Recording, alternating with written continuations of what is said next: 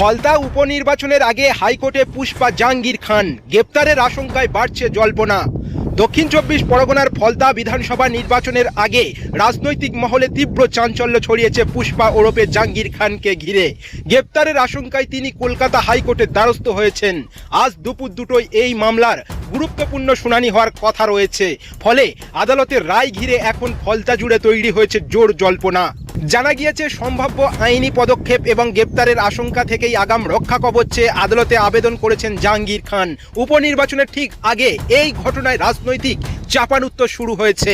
বিরোধীরা বিষয়টি নিয়ে সরব হলেও জাহাঙ্গীর খান নিজের অবস্থানে অনড় রয়েছেন। তিনি দাবি করেছেন ফলতার মানুষের উন্নয়নের জন্য তিনি ধারাবাহিকভাবে কাজ করেছেন। তার কথায় মানুষ উন্নয়ন চেয়েছিলেন, আমি উন্নয়ন করেছি, মানুষ আবার সুযোগ দিলে আরও বড় উন্নয়ন হবে।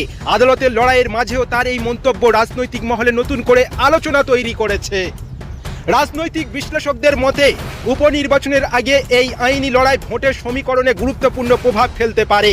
আদালতের সিদ্ধান্ত কোন দিকে যায় তার উপর অনেকটাই নির্ভর করবে পরবর্তী রাজনৈতিক পরিস্থিতি। ইতিমধ্যে ফলতা এলাকায় ভোটের উত্তাপ বাড়তে শুরু করেছে। তার মধ্যে জাহাঙ্গীর খানকে ঘিরে এই আইনি টানাপোড়েন পরিস্থিতিকে আরও জটিল করে তুলেছে। এখন সকলের নজর কলকাতা হাইকোর্টের শুনানির দিকে এবং ২১শে মে নির্বাচনের দিকে।